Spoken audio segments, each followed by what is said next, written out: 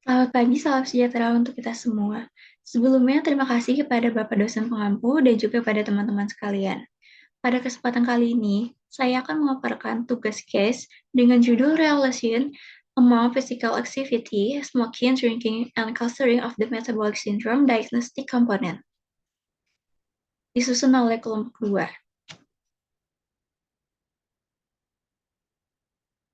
Berikut gambaran jurnal dan nama-nama dari kelompok kami. Dengan saya, Nur Farah Susilowati.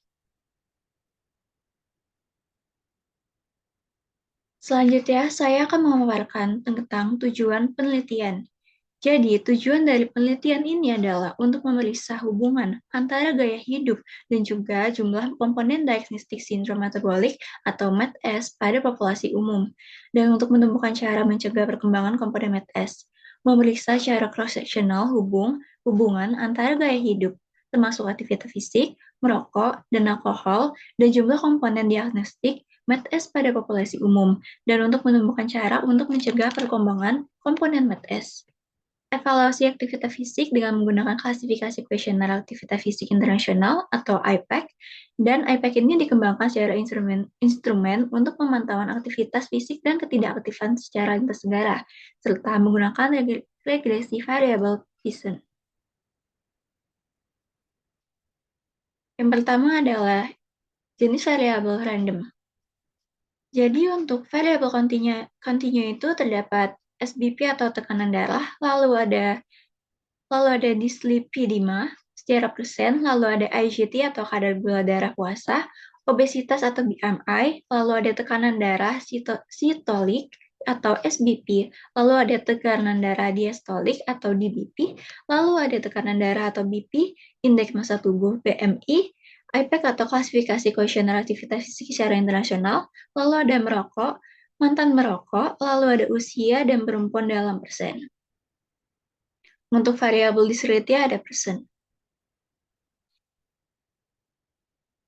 Untuk tabel yang kedua, variabel kontinunya terdapat male gender, age per tahun, IP class, alkohol, current smoking, dan mantan smoking atau ex-smoking.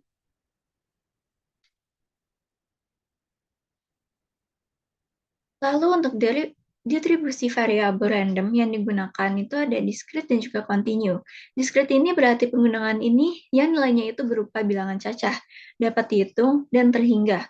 Untuk continue, berarti penggunaan ini dilakukan untuk menilai apakah terdapat signifikan di antara kelompok-kelompok yang dikelompokkan berdasarkan jumlah komponen diagnostik MADS.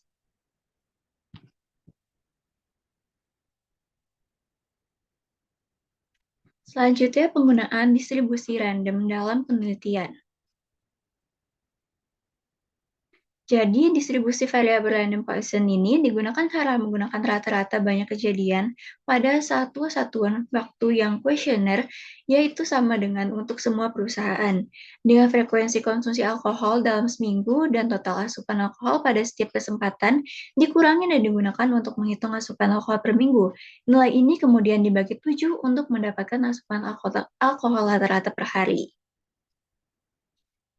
Sebelumnya, saya akan kembali pada slide sebelumnya, yaitu pada tabel data.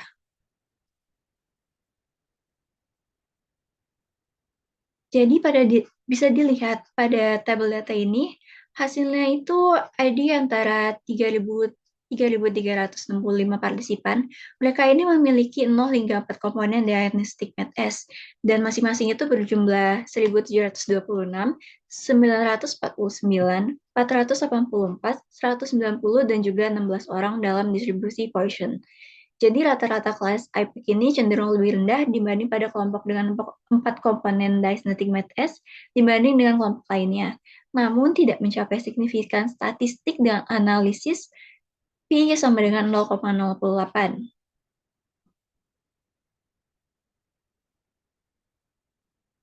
Lalu dapat dilihat sini pada tabel ada yang dengan obesitas dan juga tanpa obesitas.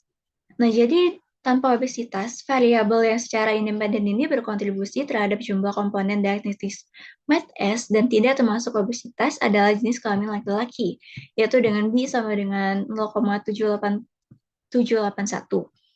dan juga pada usia dengan B 0,0444. B itu adalah koefisien regresi.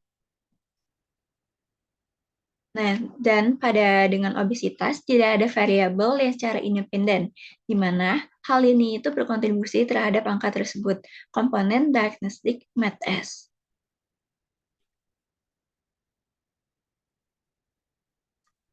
Selanjutnya itu adalah penerapan penggunaan distribusi random dalam penelitian. Jadi pada penelitian kali ini itu distribusi yang didapat adalah distribusi variable random Poisson.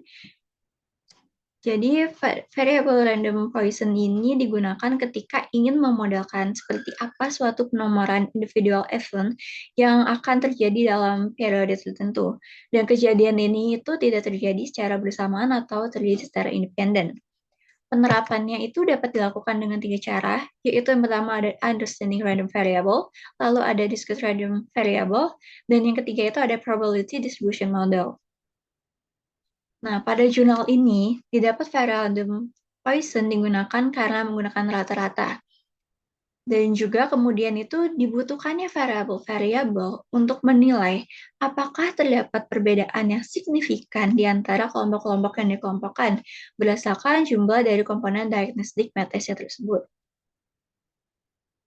Lalu ada juga penganalisisan variabel random Poisson dengan adanya hubungan antara jumlah komponen diagnostic matrice dan juga dengan gaya hidup, di mana ini tuh dianalisis dengan model regresi Poisson, termasuk jenis kelamin, usia, klasifikasi IPEC, konsumsi alkohol ml per hari, lalu ada merokok, atau bukan merokok dan mantan perokok, atau perokok pasif. Dan juga adalah istilah interaksi IPEC, jenis kelamin, konsumsi alkohol, dan juga jenis kelamin, di mana hal tersebut itu sebagai variabel independennya.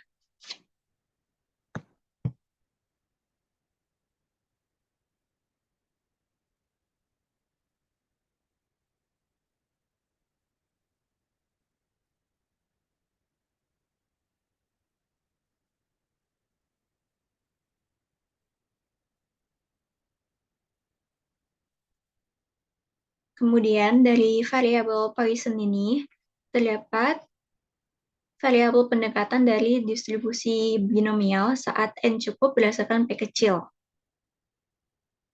Jadi variabel random Poisson ini dilambangkan dengan lambda,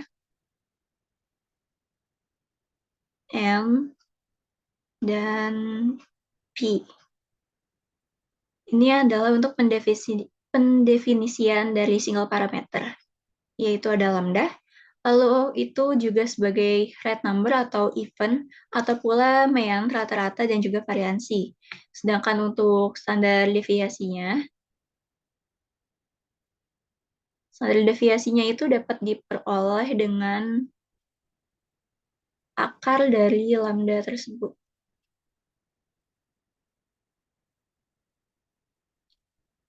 Untuk N itu adalah banyaknya percobaan, sedangkan P ini adalah peluang diperolehnya kejadian yang sukses.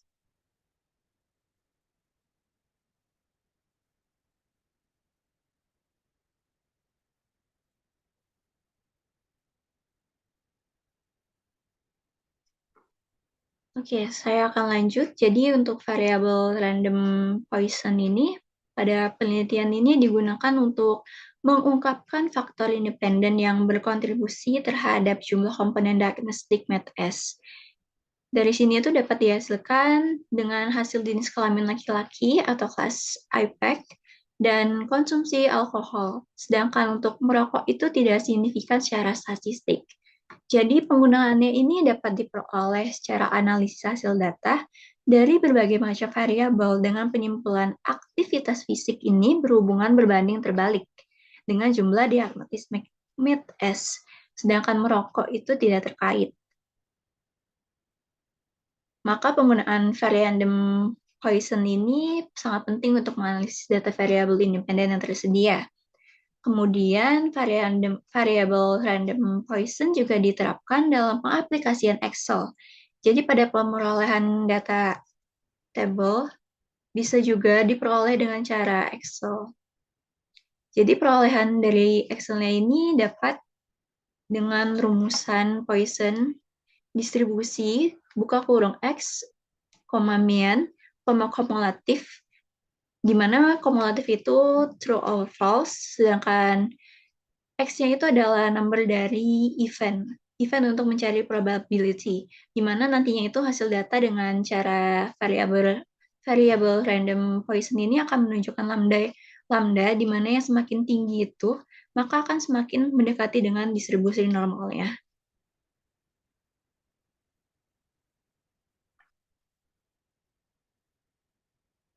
Atau di sini saya bisa menuliskan. Jadi nanti untuk di Excel itu bisa dimasukkan dengan rumusan.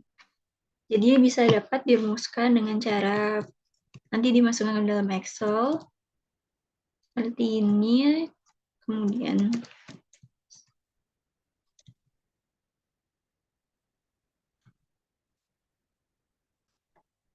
dan kumulatif seperti itu. Oke, kita masuk pada bagian konklusi atau kesimpulan. Jadi aktivitas fisik ini berhubungan dengan jumlah komponen diagnostic mass, di mana aktivitas fisik yang intens secara signifikan ini akan mengurangi kemungkinan memiliki mass yang dinilai oleh IPAQ dan jumlah komponen diagnostic mass di antara sebagian besar partisipan parubaya dengan analisis Poisson multivariat.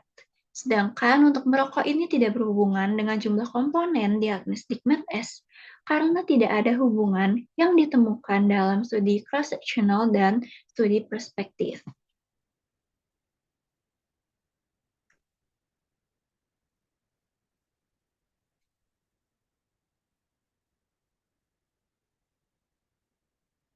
Lalu sebenarnya ada tambahan sedikit untuk pada data ini diambil selama tahun 99 hingga tahun 2000, data dasarnya ini dikumpulkan adalah 7.346 pekerja pria dan wanita berusia 19 hingga 69 tahun.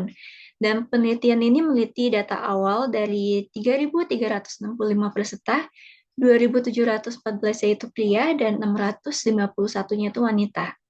Dengan rata-rata standar deviasi 42,9 ralat 9 tahun, yang tidak menjalani pemeriksaan fisik, survei gaya hidup, dan pemeriksaan kimia dari darah.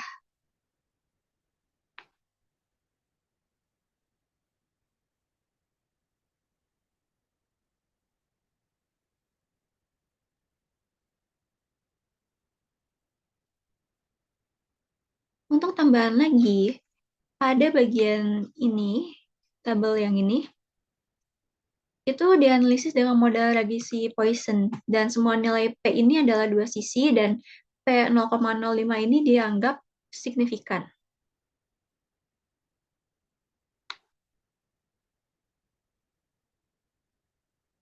Oke, mungkin sekian pemaparan dari saya, kurang lebihnya mohon maaf. Wassalamualaikum warahmatullahi wabarakatuh. Selamat siang.